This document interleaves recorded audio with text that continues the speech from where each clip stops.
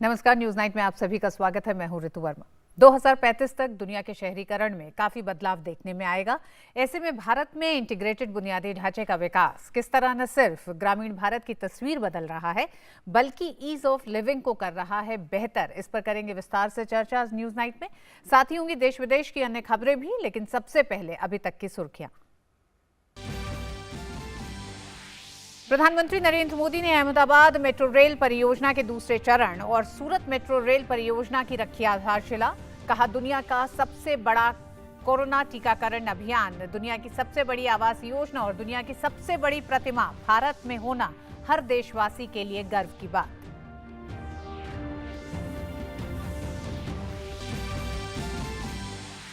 Corona टीकाकरण के तीसरे दिन आज देश भर में लगभग 1.5 लाख स्वास्थ्यकर्मियों ने लगातार लगाए टीके। अब तक कुल 3,80,000 से अधिक लोगों का हो चुका है टीकाकरण। स्वास्थ्य विभाग ने स्पष्ट किया, यूपी के मुरादाबाद में स्वास्थ्यकर्मी की मौत टीकाकरण के कारण नहीं।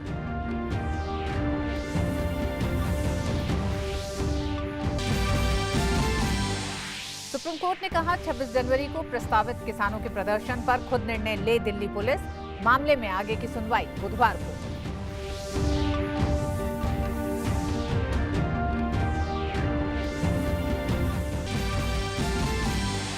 कोलकाता में भाजपा की रैली पर भारी पथराव, कई कार्यकर्ता घायल। रैली में प्रदेश भाजपा अध्यक्ष दिलीप घोष, शुभेंदु अधिकारी सहित कई बड़ी नेता भी थे शामिल।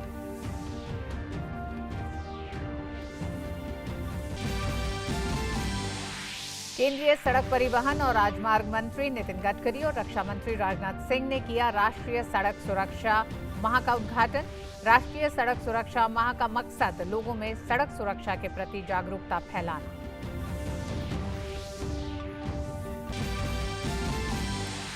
गोवा में चल रहे 51वें अंतर्राष्ट्रीय फिल्म महोत्सव में आज हुई क्षेत्रीय फिल्मों की स्क्रीनिंग। पिछले वर्ष दिवंगत हुए सितारों ऋषि कपूर, सुशांत सिंह राजपूत और इरफान खान को भी किया गया याद।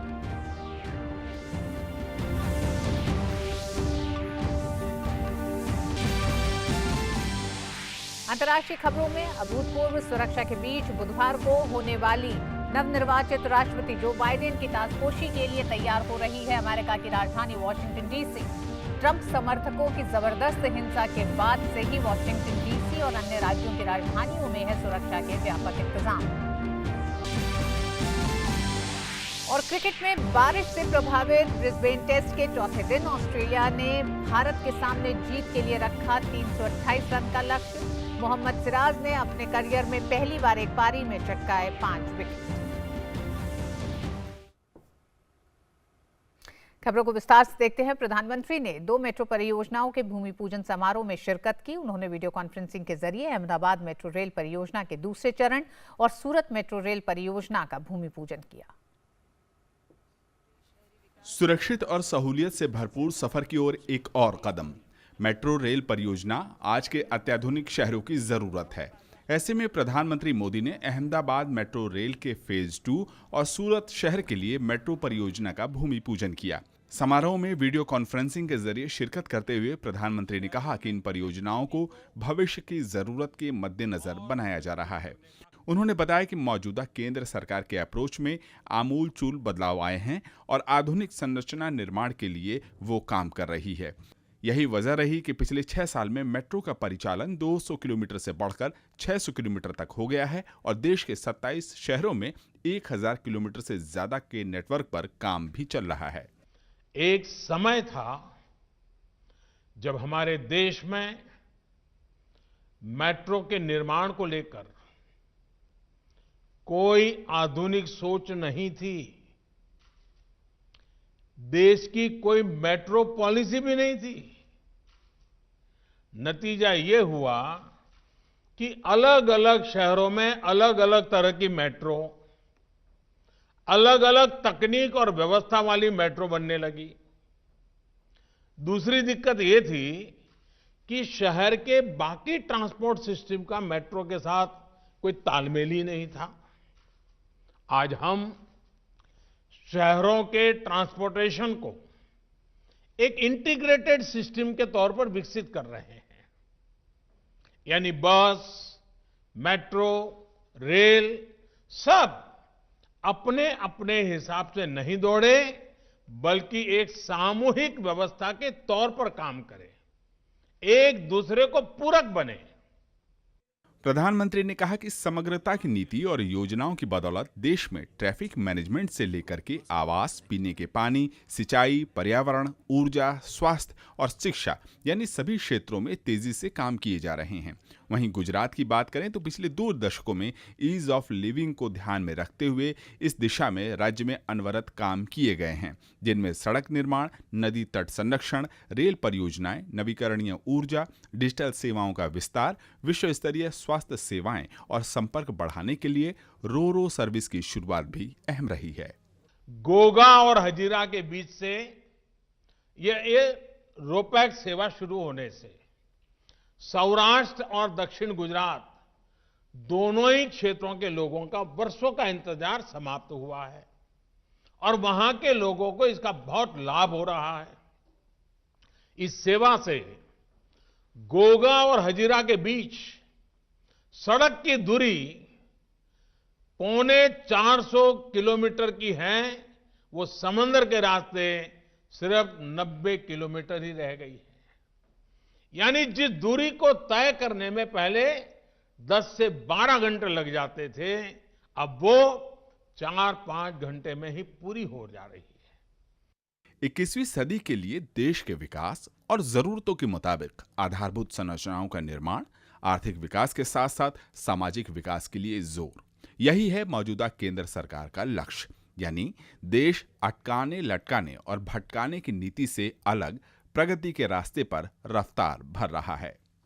देश की अलग अलग योजनाओं में इंफ्रास्ट्रक्चर के प्रोजेक्ट में तेजी लाने के में इस प्रगति प्लेटफॉर्म का, प्रगति कार्यक्रम का बहुत बड़ी भूमिका है। यहां सरकार से जुड़े लोग जानते हैं कि प्रगति की बैठकों में मैं स्वयं भी घंटों तक बैठ करके राज्यों के अधिकारियों से एक एक प्रोजेक्ट की बारीकी से चर्चा करता हूं। बीते 5 साल में प्रगति की बैठकों में 13 लाख करोड़ रुपए से ज्यादा के प्रोजेक्ट्स की समीक्षा हो चुकी है। इन बैठकों में देश के लिए जरूरी लेकिन बरसों से अधूरी अनेक परियोजनाओं को रिव्यू करने के बाद उनका उचित समाधान किया गया है।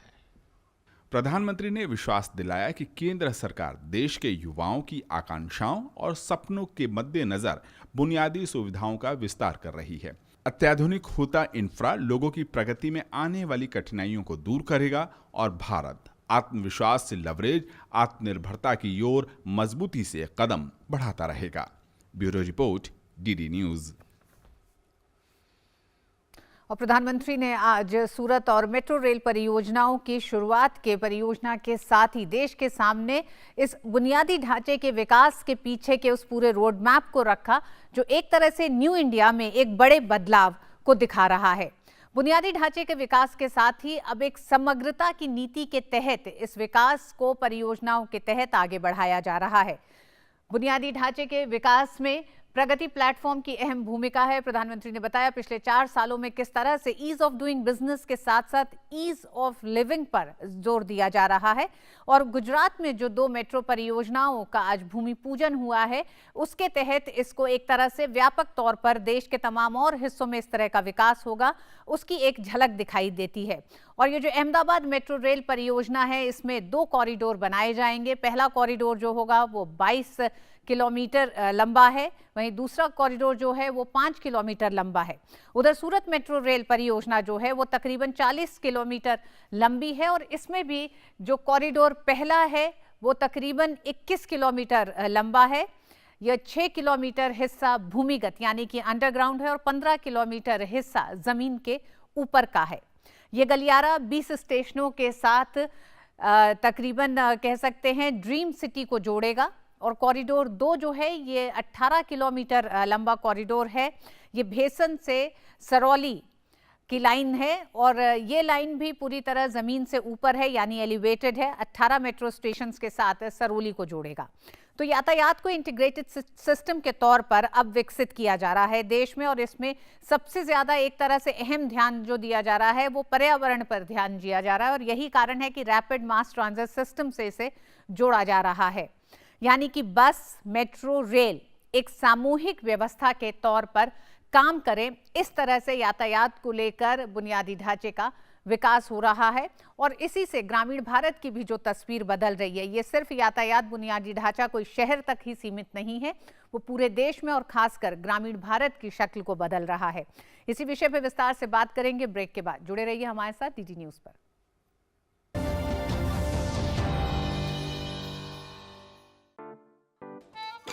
9 to 5 जॉब, अरे 5 to 9 जॉब, भाग दौड़ all the time job, the roaming वाला जॉब, द डेडलाइन वाला जॉब, और are you living in the market वाला जॉब। जिंदगी में मौके ही मौके हैं। अपनी मर्जी से जॉब चुनिए, अपनी इच्छा अनुसार कमाइए, बन जाइए LIC एजेंट। ये है जॉब से बढ़कर, ये है करियर इंश्योरेंस। अपना बॉस खुद बनिए, बन जाइए LIC एजेंट। अब लाइफ सेट है। टेलीविजन देख रहे हैं, मैं भी रेल टीवी। वैसे रेल कोई बच्चों का खेल नहीं, इतने लंबे ट्रैक्स, ये लोहे के ब्रिजेस, ये नई ट्रेन्स, ये सुपर फास्ट सब कुछ। पता है कौन पैसे देता है? IRFC। अब तक 3.59 ट्रिलियन रुपीस। क्यों? क्योंकि रेल का रोल है इंडिया को हाँ, इंडिया को आत्मनिर्भर बनाना। इंडियन रेलवे फाइनेंस कॉर्पोरेशन, रिश्ता रेलवे से, तरक्की रफ्तार से। समझे? पक्की होगी बुनियादें तो हंसे हिंदुस्तान होगा। पहले करो शुरुआत करो, करो तो पक्की बात करो। पहले करो शुरुआत करो, करो तो पक्की। वंडर सीमेंट, एक परफेक्ट शुरुआत। ISI। मम्मा ISI। नो बेटा, हॉट है, पापा को लेट हो जाएगा। पापा ISI। गेट रेडी बेटा। मम्मी, हमारे घर में सभी प्रोडक्ट्स पर ISI का निशान क्यों है? ISI मार्क का मतलब है विश्वसनीय, बेहतरीन क्वालिटी, ताकि हम सब सुरक्षित रहें। ISI मार्क जैसे पापा से है देश सुरक्षित, ISI मार्क से हम सब सुरक्षित। विश्वसनीय ISI मार्क। ये लो। गुड न्यूज सर, आज से आपको पेट्रोल पे 20% का डिस्काउंट मिलेगा। 20%। लॉटरी लग गई तो मेरे बाकी के पैसे क्यों नहीं डाले? वो तो आपके हाथ में ना। 45 की स्पीड पे गाड़ी चलाइए, रेड लाइट पे इंजन ऑफ कर दीजिए, 20% पेट्रोल तो जरूर बचेगा। बात तो वही है ना। PCRA का एंड्रॉइड ऐप डाउनलोड करें और ईंधन बचाने के उपाय जानें। पेट्रोलियम संरक्षण अनुसंधान संघ, पेट्रोलियम एवं प्राकृतिक गैस मंत्रालय, भारत सरकार द्वारा जनहित में जारी।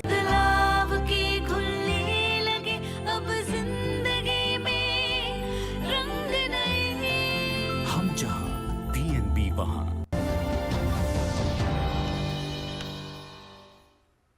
और ब्रेक के बाद एक बार फिर आप सभी का स्वागत है। ब्रेक पर जाने से पहले हमने आपको बताया कि किस तरह से देश में आधारभूत संरचना को लेकर जो विकास हो रहा है लगातार, उसके पीछे की एक तरह से रोड मैप क्या है, वो आज प्रधानमंत्री ने इन दो परियोजनाओं के, मेट्रो रेल परियोजनाओं के शिलान्यास के साथ ही रखा देश के सामने। इस पर और बात करने के लिए हमारे साथ दो मेहमान जुड़ रहे हैं। इस विषय पर बात करने के लिए हमारा आज का विशेष भी है, न्यू इंडिया को मजबूत बनाता आधारभूत विकास। दो मेहमान हमारे साथ जुड़ गए हैं। युवेंद्र माथुर, पूर्व अपर सचिव नीति आयोग, आपका बहुत बहुत स्वागत है माथुर साहब। हमारे साथ डॉक्टर रंजीत मेहता हैं, आप डिप्टी सेक्रेटरी जनरल हैं, PhD CCI। डॉक्टर रंजीत, आपका भी बहुत बहुत स्वागत है। सबसे पहले माथुर साहब आपके पास आना चाहेंगे और ये जानना चाहेंगे कि किस तरह से आज जो प्रधानमंत्री ने जिस एक रोड मैप को देश के सामने रखा है, क्या गुजरात उस रोड मैप का मॉडल है जब ईज ऑफ लिविंग की बात करते हैं हम? धन्यवाद। नहीं, आपने बिल्कुल सही कहा कि कई पहल जो गुजरात में लिए जा चुके हैं, और अब जो और इंफ्रास्ट्रक्चर का जो एक स्टेट गवर्नमेंट ने जो स्टेप्स लिए हैं, वो काफी रैपिडली अन्य राज्यों को भी उनसे सीख लेनी चाहिए। एक तो गुजरात ने अपना खुद का इंफ्रास्ट्रक्चर स्ट्रेंथन करने के लिए स्टेट गवर्नमेंट पूरी तरह से सेंट्रल गवर्नमेंट की स्कीम्स के साथ तालमेल बैठा के काम कर रहा है। जो ये इंफ्रास्ट्रक्चर प्रोजेक्ट्स अभी इनॉग्रेट लॉन्च हुए हैं और जो ऑलरेडी इंफ्रास्ट्रक्चर में, इलेक्ट्रिसिटी में, इरिगेशन में काफी इनिशिएटिव्स गुजरात के हैं जो रेप्लिकेट हो रहे हैं सब जगह। तो एक तो कमर्शियल ओरिएंटेशन इंफ्रास्ट्रक्चर को लेके गुजरात में बहुत अच्छे से हो रहा है, जिसकी वजह से इतने एक्सपेंसिव और बड़े इंफ्रास्ट्रक्चर प्रोजेक्ट्स लेने की उस राज्य में क्षमता है। तो पहली चीज तो यही है कि जैसा आज के आपने भी इसमें दिखाया कि जो आम आदमियों का अगर समय बच रहा है, आम व्यक्ति की ईज ऑफ लिविंग अगर बेहतर हो रही है तो उसकी प्रोडक्टिविटी बढ़ती है। तो एक गुजरात में जो प्रोडक्टिविटी इंफ्रास्ट्रक्चर वजह से जो बढ़ रही है, वो सबकी आर्थिक ग्रोथ, वहां पे वेजेस बढ़ रही हैं, वहां पे नए इन्वेस्टमेंट्स हो रहे हैं। तो इंफ्रास्ट्रक्चर प्रोडक्टिविटी गेन्स के लिए कितना आवश्यक है, ये गुजरात और कुछ अन्य राज्यों से सीखने को मिलता है। जी डॉक्टर रंजीत, हम ये देखते आए हैं कि किस तरह से अभी तक जो काम होता रहा है देश में इंफ्रास्ट्रक्चर डेवलपमेंट के दिशा में, उसमें एक लंबा परिवर्तन आप क्या देख रहे हैं? क्योंकि प्रधानमंत्री ने भी बहुत साफ कहा और समग्रता की नीति के साथ जो विकास हो रहा है, यानी कि पहले जो मेट्रो रेल बनती थी, किसी तरह की कोई पॉलिसी नहीं थी, अब उस पॉलिसी के तहत काम किया जा रहा है और रेल, सड़क, मेट्रो, इन तमाम चीजों को एकीकृत यानी कि इंटीग्रेटेड करने की एक जो कोशिश है। जी बिल्कुल, शुरू से ही जब से मोदी गवर्नमेंट 2014 में इंडिया में आई है, तब से इंफ्रास्ट्रक्चर जो है एक विशेष फोकस रहा है गवर्नमेंट का। अगर आप मेट्रो रेल की बात करें तो पिछले 10 साल में 2014 से पहले करीब 225 किलोमीटर की मेट्रो रेल बनी थी, लेकिन आप पिछले 6 साल की बात करें तो करीब 450 किलोमीटर की मेट्रो रेल जो है ऑलरेडी ऑपरेशनल है देश में। और इस टाइम जो है करीब 1000 किलोमीटर मेट्रो रेल में करीब 27 जो है सिटीज में, 27 सिटीज में जो है काम चल रहा है। तो रेल में और तो ये विकास हो रहा है। उसके पहले अगर आप ओवरऑल इंफ्रास्ट्रक्चर की बात करें तो आज ही अब देखिए भारतमाला प्रोजेक्ट, जो भारतमाला प्रोजेक्ट है गवर्नमेंट का, एक बहुत ही एम्बिशियस प्रोजेक्ट है जिसमें 12 लाख करोड़ का जो इन्वेस्टमेंट का गवर्नमेंट का प्रावधान है। और जो भारतमाला प्रोजेक्ट है गुजरात से पूरे जम्मू कश्मीर, पंजाब, यहाँ से लेकर के नॉर्थ ईस्टर्न रीजन तक जो जा रहा है, इससे जो है देश में एक पूरी जो है कनेक्टिविटी, इससे इंटीग्रेटेड कनेक्टिविटी आएगी। और कई ऐसे प्रोजेक्ट हैं अपार्ट फ्रॉम की भारतमाला के अलावा अगर आप देखें तो देखिए छोटी छोटी बातों में जो है इस गवर्नमेंट ने ध्यान दिया है, जो कि बहुत बड़ी कनेक्टिविटी में बहुत मदद करेगी। अब एक प्रोजेक्ट हमारे पास है सेतु भारतम प्रोजेक्ट। सेतु भारतम प्रोजेक्ट में करीब 50,800 जो करोड़ का उसमें प्रावधान रखा है, जिसमें करीब 208 ऐसे रेलवे ब्रिज है जिसमें कि हाईवे जो होगा, नेशनल हाईवेज को सीमलेसली अगर वो करने के लिए उसमें वो किया जाएगा। नेशनल हाईवेज को सीमलेसली जो है उसमें कोई उसमें रुकावट नहीं आएगी। ये बहुत बड़ी बात है। प्लस जो ब्रिटिश इरा के कई ऐसे प्रोजेक्ट ब्रिजेस थे जो कि अब खराब हो चुके हैं, उसको ओवरऑल करने का है। और दूसरा है आप राष्ट्रीय राजमार्ग संयोग का जो प्रोजेक्ट है, जिसमें करीब जो हमारे देश में करीब 676 ऐसे डिस्ट्रिक्ट हेडक्वार्टर हैं, जिसमें से 100 ऐसे हेडक्वार्टर हैं जिसमें कि कनेक्टिविटी थ्रू रोड्स की दिए जा रहे हैं। तो इससे क्या होगा, जब ओवरऑल हमारे यहाँ सीमलेस कनेक्टिविटी होगी, इससे जो है एक तो हमारी जो लॉजिस्टिक कॉस्ट है वो कम होगी, और दूसरा उससे हमारे ग्लोबल इकोनॉमी में आज हम कॉम्पीट कर रहे हैं तो वहां पे कॉस्ट कम आएगी। तो ये सारे जो प्रोजेक्ट हैं, तो इससे जो है एक ओवरऑल जो है देश के विकास में बहुत फायदा होगा। और दूसरा और तीसरी जो प्रोजेक्ट की मैं स्पेशली बात करना चाहूंगा वो है चार धाम प्रोजेक्ट। चार धाम प्रोजेक्ट में जिसमें कि करीब 12,000 करोड़ का प्रावधान है और जिसमें बेसिकली उत्तराखंड में चार धामों को कनेक्ट करने के लिए जो ये एक योजना बनाई है, ये सारी योजना जिस दिन पूरी हो जाएंगी और ये बहुत ही एम्बिशियस प्लान है जिससे कि एक पूरे देश में एक क्रांति आएगी।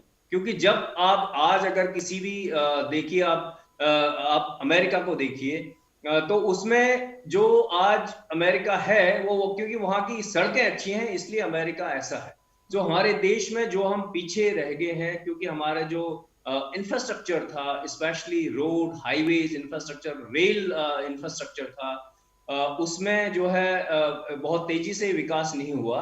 और जब हम व्यापार को बढ़ाना चाहते हैं, इकोनॉमिक डेवलपमेंट चाहते हैं, तो हमारा जो लास्ट माइल कनेक्टिविटी है वो बहुत इंपॉर्टेंट है, जो कि हमारे गांव के देश गांव में जो है अभी आप देखिए प्रधानमंत्री ग्राम सड़क योजना है। प्रधानमंत्री ग्राम सड़क योजना से करीब 1,25,000 किलोमीटर की जो लिंक रोड बनाने का प्रावधान मकसद यही ये था, जिससे लेकिन गांव में आज जब सड़क जाएगी तो देश का विकास होगा। डॉक्टर रंजीत, और जो गांव के प्रोडक्ट हैं वो प्रधानमंत्री ग्रामीण सड़क योजना का मकसद यही था गांव को शहरों से जोड़ना।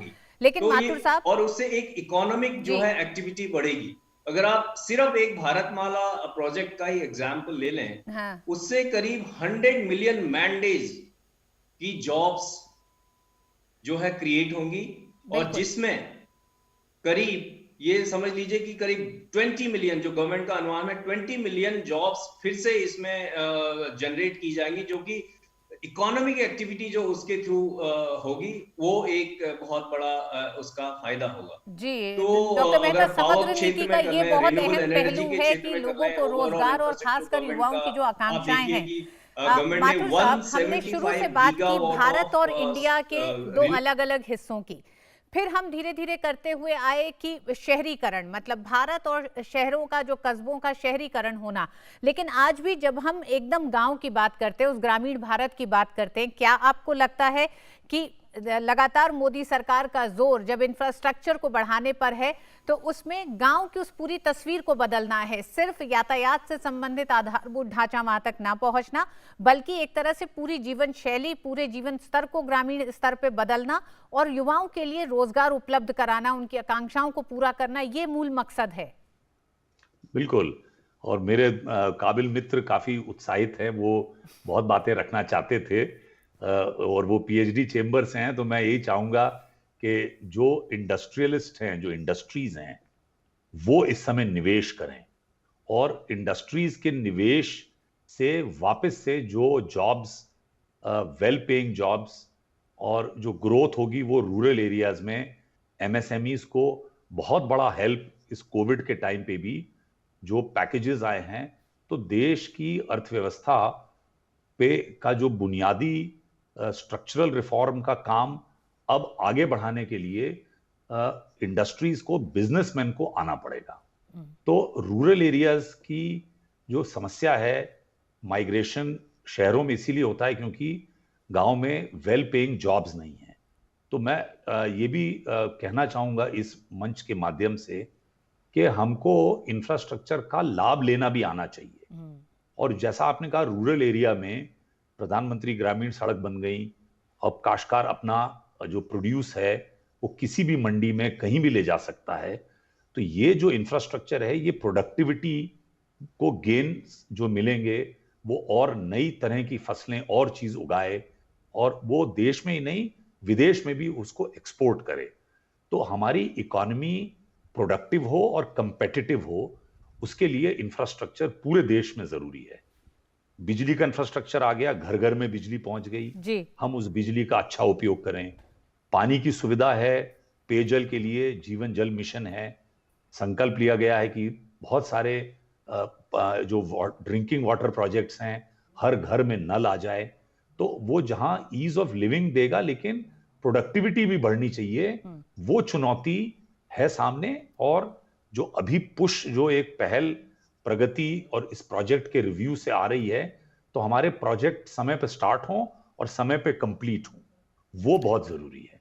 तो फाइनेंसिंग इन प्रोजेक्ट्स का वित्त पोषण, उसके लिए राज्यों को भी कमर कसनी पड़ेगी, और केवल भारत सरकार की तरफ हम देखते रहें ऐसा संभव नहीं होगा। मेट्रो प्रोजेक्ट्स काफी महंगे हैं और भारत सरकार और राज्य सरकार मिलके इसका जो बेनिफिट है, जो लैंड की वैल्यू बढ़ जाती है जहां प्रोजेक्ट्स आते हैं, उसका फायदा वापस से प्रोजेक्ट को मिले, और ताकि ट्रांसपोर्ट की कॉस्ट भी बढ़े नहीं।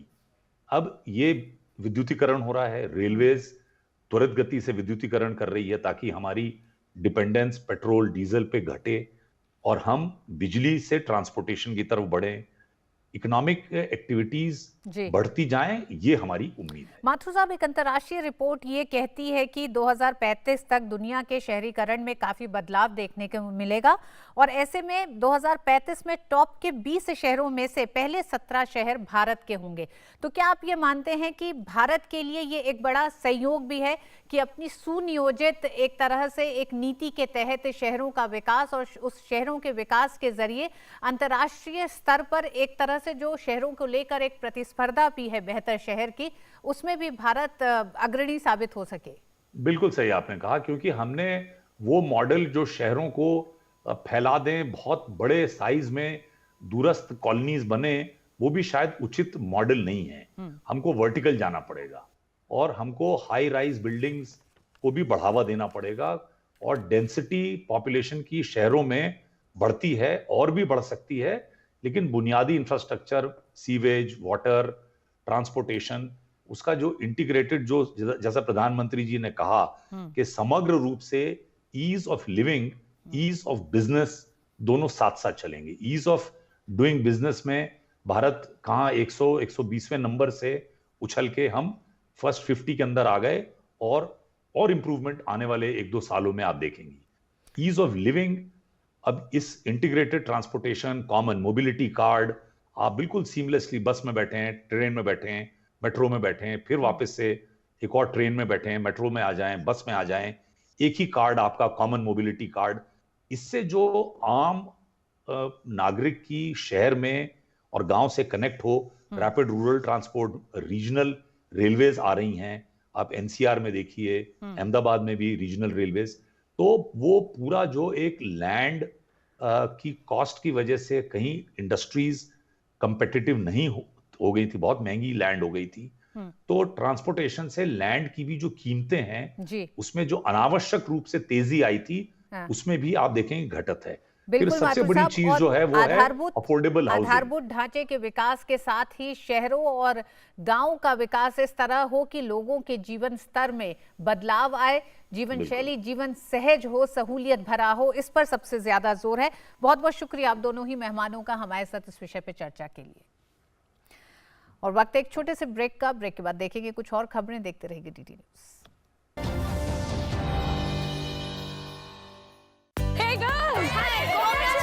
आज तो पार्टी चाहिए। चैंपियन के साथ सेल्फी लेंगे। आइडिया, यही करते हैं पार्टी। Pizza party. ये चल अपना कार्ड और पिन दे। मेरे कार्ड की डिटेल्स मैं खुद ही डालूंगी। आरबीआई कहता है अपना पिन, ओटीपी, सीवीवी या इंटरनेट बैंकिंग पासवर्ड किसी के साथ शेयर ना करें। ऑनलाइन बैंकिंग सिर्फ अपने कंप्यूटर, मोबाइल और सिक्योर नेटवर्क से करें। बाय गर्ल्स, कहाँ जा रही है? सुना नहीं, नो शेयरिंग। आरबीआई कहता है जानकार बनिए, सतर्क रहिए। पक्की होगी बुनियादें तो हंसे हिंदुस्तान होगा। पहले करो शुरुआत करो, करो तो पक्की बात करो। पहले करो शुरुआत करो, करो तो पक्की। वंडर सीमेंट, एक परफेक्ट शुरुआत।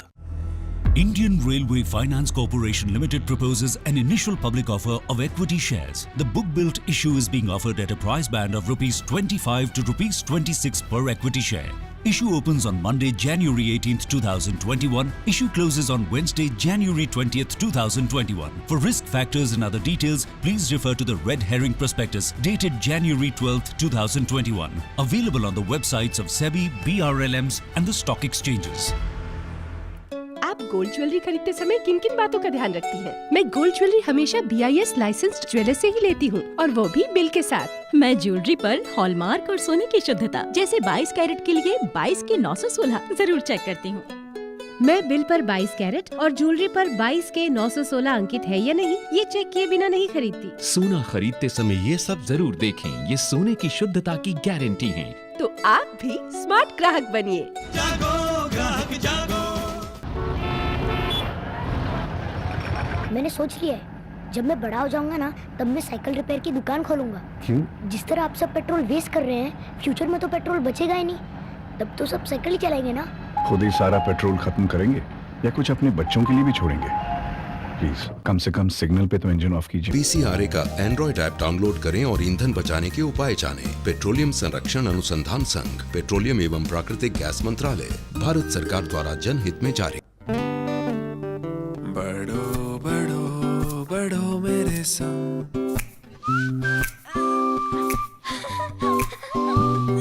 बढ़ो बढ़ो बढ़ो मेरे संग, बढ़ो बढ़ो बढ़ो बढ़ो।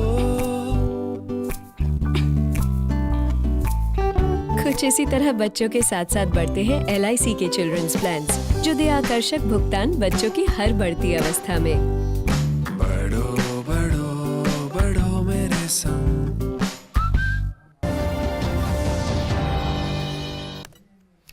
26 जनवरी को दिल्ली में किसानों के द्वारा प्रस्तावित ट्रैक्टर रैली को रोकने के लिए दिल्ली पुलिस ने सुप्रीम कोर्ट का दरवाजा खटखटाया। उच्चतम न्यायालय ने सुनवाई के दौरान कहा कि दिल्ली की कानून व्यवस्था को लेकर पुलिस सक्षम है, ऐसे में वो ही निर्णय ले।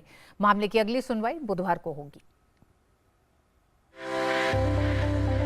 26 जनवरी को दिल्ली में किसानों की प्रस्तावित ट्रैक्टर रैली को रोकने की मांग वाली याचिका पर सुप्रीम कोर्ट ने सुनवाई टालते हुए दिल्ली पुलिस से कहा है कि वो इस संबंध में अपने अधिकार क्षेत्र और कानूनों के मुताबिक कार्रवाई करने के लिए स्वतंत्र है, लेकिन कोर्ट इस मामले में किसी तरह का हस्तक्षेप नहीं करेगा। दरअसल दिल्ली पुलिस चाहती है कि सुप्रीम कोर्ट इस संबंध में औपचारिक आदेश जारी कर किसानों को ऐसी कोई भी गतिविधि करने से रोके जिससे गणतंत्र दिवस की परेड में कोई अड़चन पैदा हो या राष्ट्रीय राजधानी क्षेत्र में कानून बिगड़ने के हालात पैदा हों। गणतंत्र दिवस परेड देश के सम्मान से जुड़ा विषय है। इससे पहले पिछली सुनवाई में सॉलिसिटर जनरल ने कोर्ट से हस्तक्षेप का आग्रह किया था, जिस पर प्रधान न्यायाधीश SA बोबडे ने दिल्ली पुलिस से याचिका दायर करने को कहा था। सोमवार को प्रधान न्यायाधीश की पीठ ने मामले की सुनवाई बुधवार तक टाल दी। इस दौरान CJI ने टिप्पणी की कि दिल्ली में प्रवेश का मुद्दा कानून व व्यवस्था से जुड़ा है और ये दिल्ली पुलिस द्वारा तय किया जाना चाहिए। हमने पहले भी कहा था कि किसको और कितनी संख्या में प्रवेश की अनुमति मिले ये पुलिस को तय करना है। सुप्रीम कोर्ट ने किसान संगठनों और सरकार के बीच जारी बातचीत में कोई सकारात्मक नतीजा नहीं निकलने के बाद एक 4 सदस्यीय समिति का गठन किया था और फिलहाल नए कृषि कानूनों के अमल पर भी अंतरिम रोक लगा दी थी। हालांकि समिति के एक सदस्य भूपिंदर सिंह मान ने इसका हिस्सा बनने से इनकार कर दिया। बुधवार को होने वाली सुनवाई में इन मुद्दों के भी उठने की संभावना है।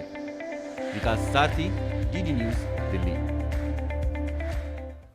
और कोरोना के खिलाफ जंग में कोविड-19 टीकाकरण के राष्ट्रव्यापी अभियान का आज तीसरा दिन रहा। आइए देखते हैं तीसरे दिन देश के कोने कोने में कोरोना से जंग में हम कितने बढ़े आगे।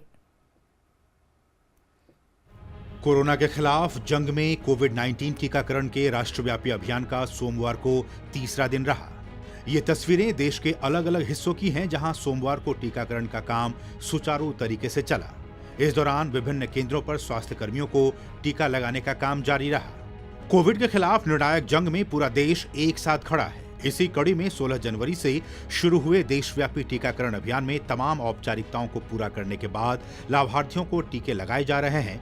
दक्षिण भारत के कर्नाटक की राजधानी बेंगलुरु की बात करें तो यहाँ एक प्राथमिक स्वास्थ्य केंद्र में उप मुख्यमंत्री डॉक्टर CN अश्वत्थ नारायण ने टीकाकरण केंद्र का उद्घाटन किया।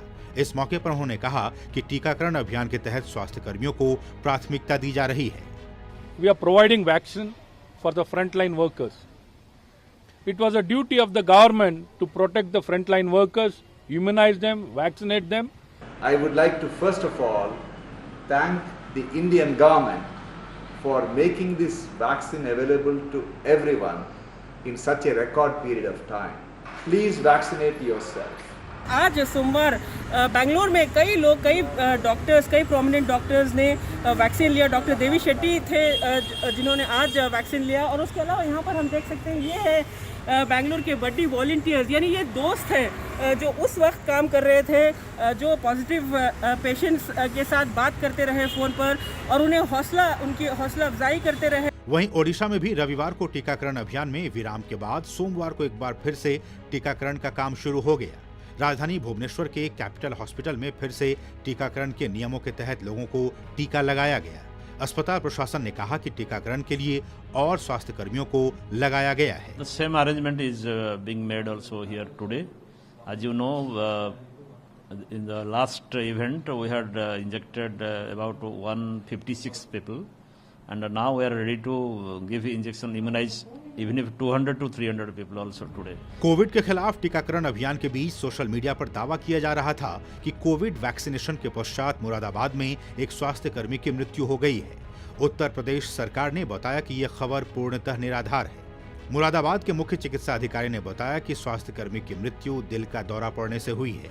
इस बीच एम्स के निदेशक डॉक्टर रणदीप गुलेरिया ने कहा कि वैक्सीन पूरी तरह से सुरक्षित है। कोई ऐसा कोई साइड इफेक्ट नहीं है जिससे डेथ हो सकती है। वैक्सीन रिलेटेड कोई ऐसा डेथ नहीं है। अगर हमें कोविड-19 से निकलना है बाहर, मोर्टेलिटी हमारी कम करनी है, डेथ रेट कम करनी है, इकोनॉमी वापस लानी है, स्कूल वगैरह शुरू करने हैं, तो सब लोगों को आगे आके वैक्सीन लगानी चाहिए, तभी हम आगे प्रोग्रेस कर पाएंगे। इस बीच कोविड के मोर्चे पर भी देश की स्थिति लगातार बेहतर होती जा रही है। देश में कोविड से ठीक हुए मरीजों की संख्या सक्रिय मामलों की तुलना में बढ़कर 1 करोड़ से अधिक हो गई है।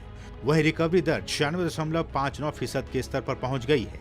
साथ ही देश में पिछले 24 घंटों के दौरान 14,457 मरीज ठीक हुए हैं, जबकि इसी दौरान 13,788 नए मामलों की पुष्टि भी हुई है। जैसे जैसे कोविड की स्थिति बेहतर होती जा रही है, वैसे वैसे देश के तमाम स्कूल और कॉलेज भी खुलते जा रहे हैं। ये तस्वीरें दिल्ली और जयपुर के स्कूलों की हैं, जहां सोमवार से 10वीं और 12वीं कक्षा के छात्रों के लिए स्कूल खुल गए। कोविड-19 महामारी के कारण सभी स्कूल पिछले साल मार्च से ही बंद कर दिए गए थे। कक्षाओं में कोविड से बचाव के लिए मास्क पहनना, हाथों की साफ सफाई रखना और 2 गज की दूरी जैसे कोविड से बचाव के सभी नियमों का सख्ती से पालन किया जा रहा है। उम्मीद की जानी चाहिए कि इन तमाम उपायों और टीकाकरण के बाद देश जल्द से जल्द कोरोना के खिलाफ जंग में जीत हासिल कर लेगा। बेंगलुरु से आयशा खानम और दिल्ली से नितिन सिंह के साथ bureau report, DD news. Web series तांडव के निर्देशक अली अब्बास ने ट्वीट कर माफी मांगी है। उन्होंने एक बयान में लिखा कि सूचना प्रसारण मंत्रालय ने हमें बताया कि सीरीज को लेकर कई शिकायतें आई हैं और लोगों ने आपत्ति दर्ज की है। लोगों की भावनाएं आहत करना मकसद नहीं था। जिन्हें भी इससे ठेस पहुंचा है, उन सभी से बिना शर्त तांडव की पूरी टीम माफी मांगती है। इससे पहले वेब सीरीज तांडव को लेकर कई जगहों पर लोगों ने विरोध प्रदर्शन किया।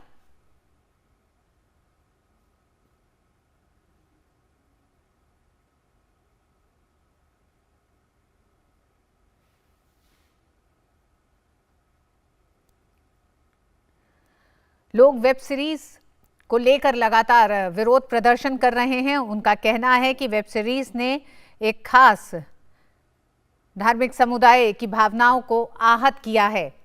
लोग वेब के बीच मध्य प्रदेश के मुख्यमंत्री शिवराज सिंह चौहान ने भी सूचना प्रसारण मंत्री प्रकाश जावड़ेकर से मुलाकात कर फिल्म को तुरंत प्रतिबंधित करने की मांग की।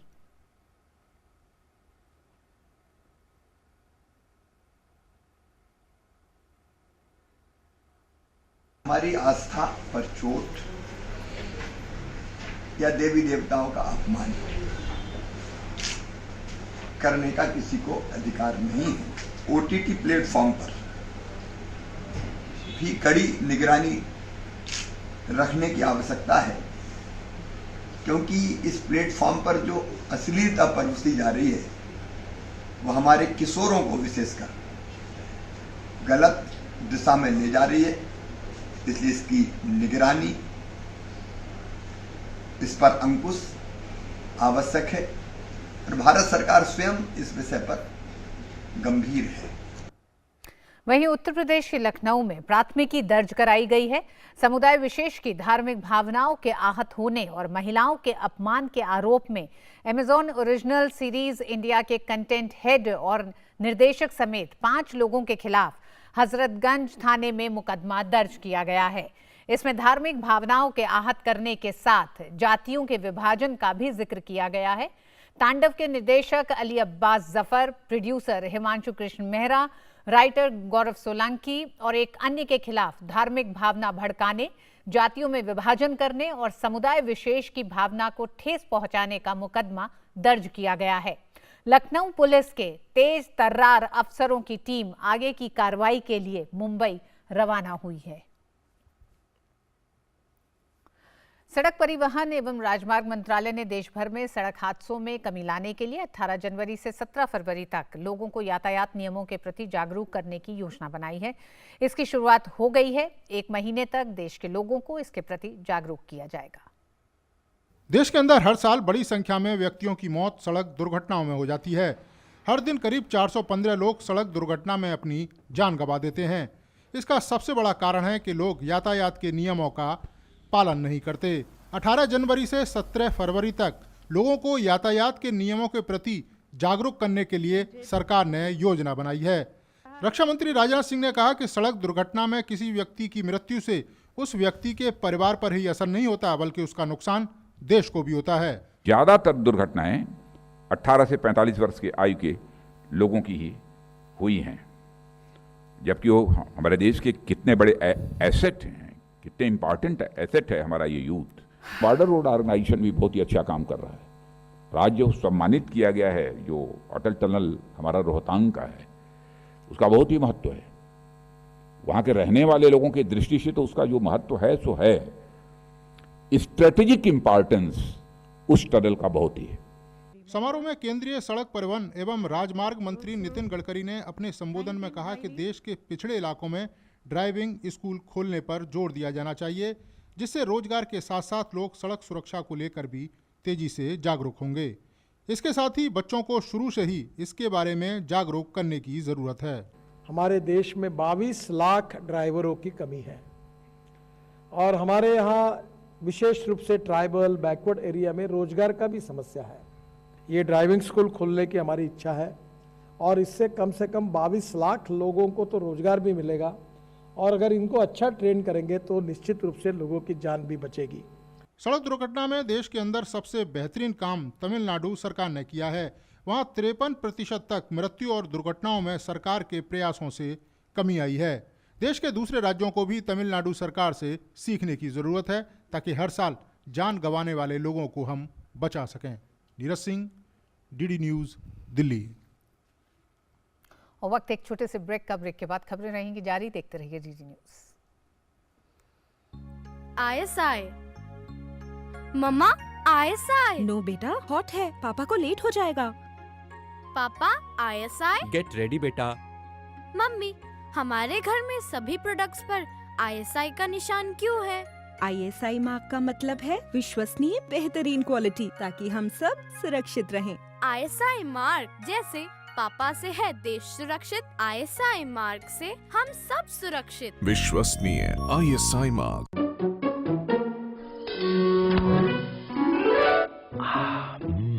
आइसक्रीम खाएगी? आइसक्रीम? ये है डबल आनंद। पहला आनंद पॉलिसी टर्म के अंत पर मैच्योरिटी क्लेम का पूरा भुगतान, और दूसरा आपके अपनों के लिए लाइफ कवर की पूरी रकम बिना किसी प्रीमियम के। LIC न्यू जीवन आनंद, आनंद ही आनंद। ये लो। गुड न्यूज सर, आज से आपको पेट्रोल पे 20% का डिस्काउंट मिलेगा। 20%। लॉटरी लग गई तो मेरे बाकी के पैसे क्यों नहीं डाले? वो तो आपके हाथ में ना। 45 की स्पीड पे गाड़ी चलाइए, रेड लाइट पे इंजन ऑफ कर दीजिए, 20% पेट्रोल तो जरूर बचेगा। बात तो वही है ना। PCRA का एंड्रॉइड ऐप डाउनलोड करें और ईंधन बचाने के उपाय जानें। पेट्रोलियम संरक्षण अनुसंधान संघ, पेट्रोलियम एवं प्राकृतिक गैस मंत्रालय, भारत सरकार द्वारा जनहित में जारी। टेलीविजन देख रहे हैं? मैं भी। Rail TV. वैसे रेल कोई बच्चों का खेल नहीं। इतने लंबे ट्रैक्स, ये लोहे के ब्रिजेस, ये नई ट्रेन्स, ये सुपर फास्ट सब कुछ। पता है कौन पैसे देता है? IRFC। अब तक 3.59 ट्रिलियन रुपीस। क्यों? क्योंकि रेल का रोल है इंडिया को हाँ, इंडिया को आत्मनिर्भर बनाना।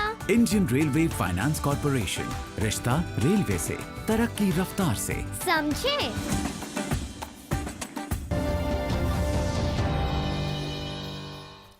और रुक गोवा का।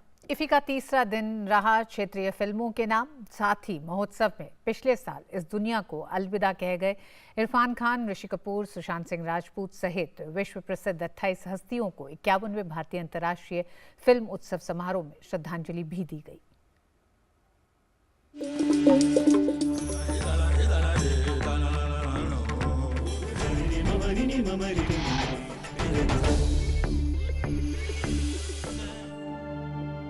16 जनवरी से गोवा में चल रहे भारतीय अंतर्राष्ट्रीय फिल्म महोत्सव का सोमवार को तीसरा दिन रहा।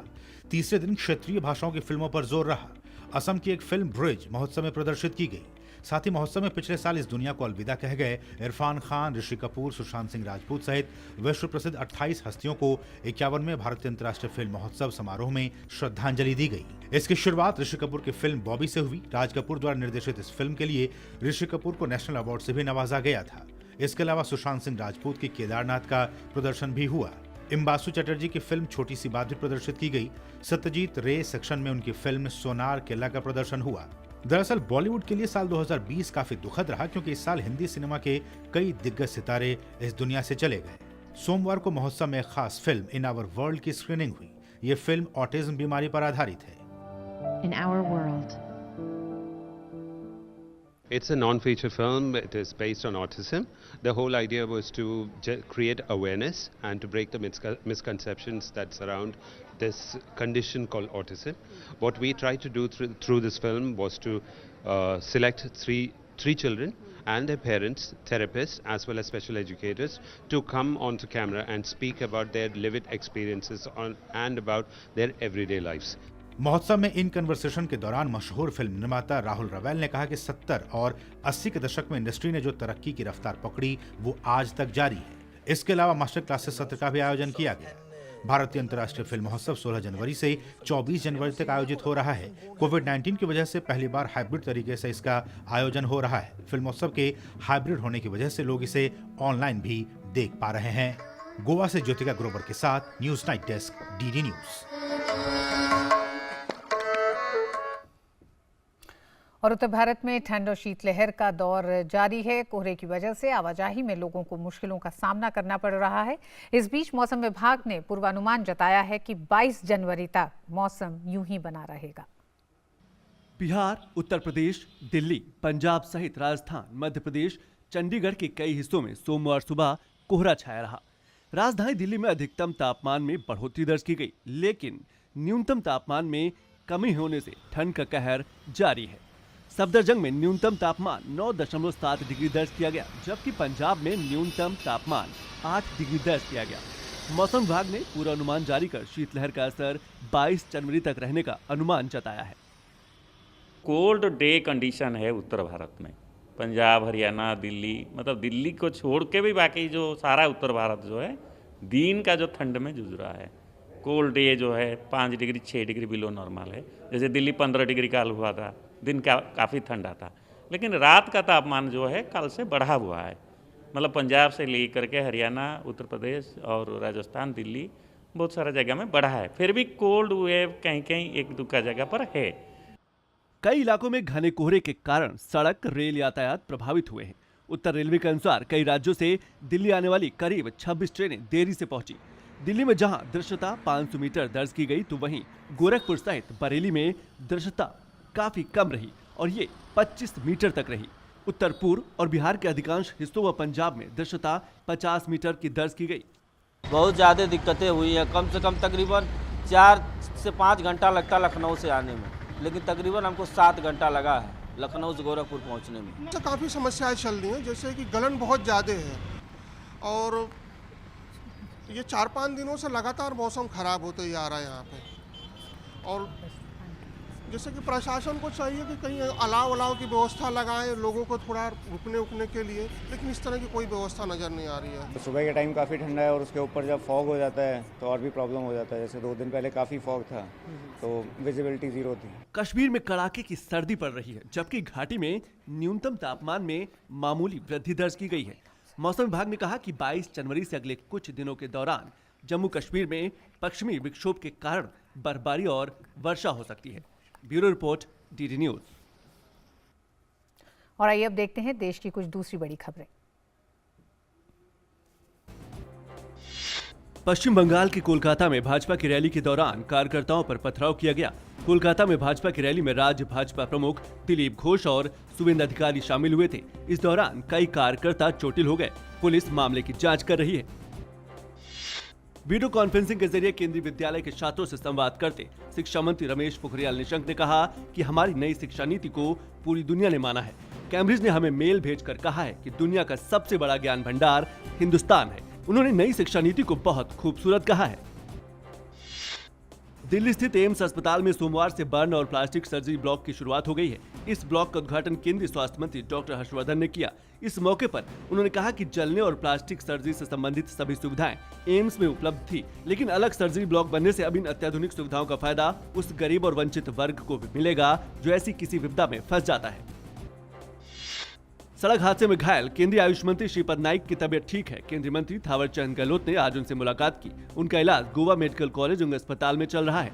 केंद्रीय मंत्री थावरचंद गहलोत ने कहा कि उनकी तबीयत अच्छी है, वो अपने हाथ से खाना खा रहे हैं और बात भी कर रहे हैं। उत्तर प्रदेश की राजधानी लखनऊ में लखनऊ मंडल की चारबाग रेलवे स्टेशन पर अमृतसर जयनगर एक्सप्रेस के 2 डिब्बे पटरी से उतर गए। उत्तर रेलवे के मंडल रेल प्रबंधक ने कहा कि 2 डिब्बों में 155 यात्री थे।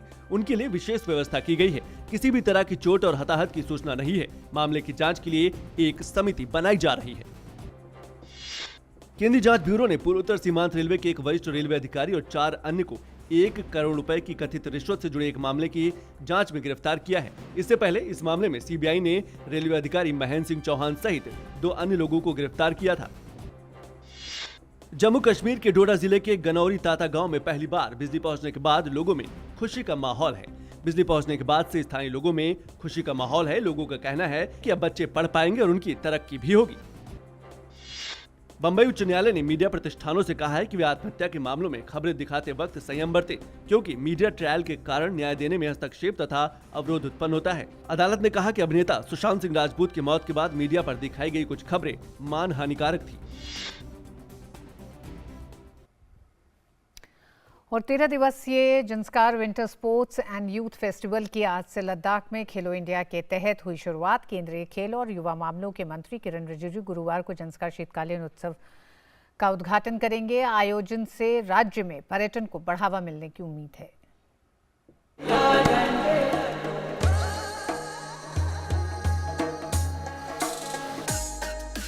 खेलो इंडिया के तहत आज लद्दाख में पहले Zanskar winter sports and youth festival का आयोजन किया गया। लद्दाख के सांसद जामयांग सेरिंग नामग्याल ने लेह में सिंधु और जंस्कार नदियों के संगम से 13 दिवसीय Zanskar winter sports and youth festival को शुरू करने के लिए चादर ट्रैक का उद्घाटन किया। इसका मेन ऑब्जेक्टिव जो है लद्दाख में विंटर टूरिज्म को बढ़ावा देने के लिए है और साथ ही साथ विंटर स्पोर्ट को भी बढ़ावा देने के लिए है।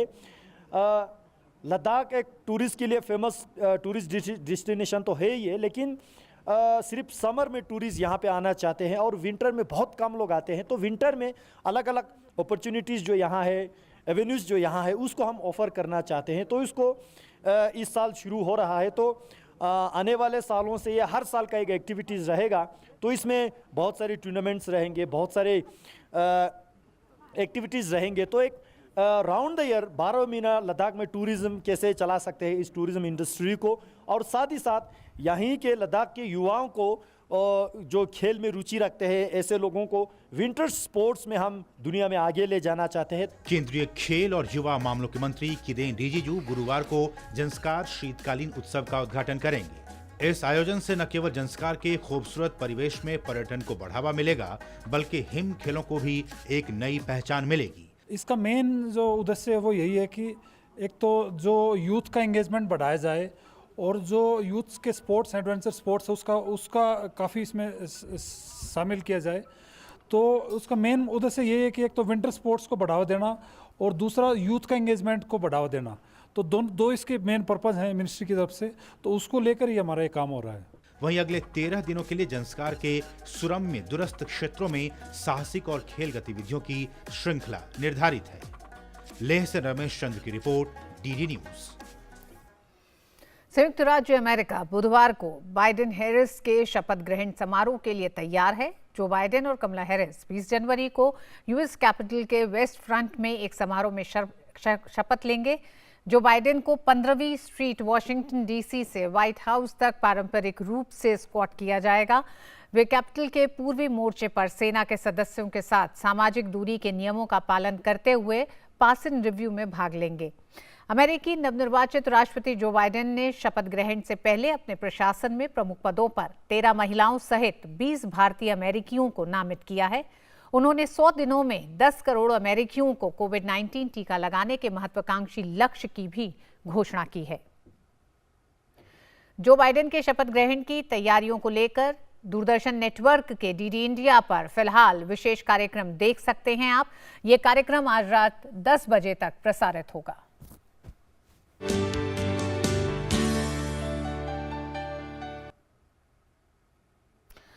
और बात खेल की, भारत और ऑस्ट्रेलिया के बीच ब्रिस्बेन में खेले जा रहे चौथे टेस्ट में ऑस्ट्रेलिया ने भारत के सामने 328 रन का लक्ष्य रखा है। चौथे दिन का खेल खत्म होने तक भारत ने बिना किसी नुकसान के 4 रन बना लिए हैं। बारिश के कारण खेल जल्दी रोकना पड़ा। इससे पहले आज मैच के चौथे दिन ऑस्ट्रेलिया की दूसरी पारी 294 रन पर सिमटी। ऑस्ट्रेलिया की तरफ से स्टीव स्मिथ ने सर्वाधिक 55 रन बनाए, वहीं डेविड वार्नर ने 48 रन का योगदान दिया। भारत की तरफ से मोहम्मद सिराज ने शानदार प्रदर्शन करते हुए 5 विकेट हासिल किए। ये पहला मौका है जब मोहम्मद सिराज ने अपने करियर में एक पारी में 5 विकेट चटकाए हैं। और इसी के साथ न्यूज नाइट में आज बस इतना ही। मुझे दीजिए इजाजत। नमस्कार।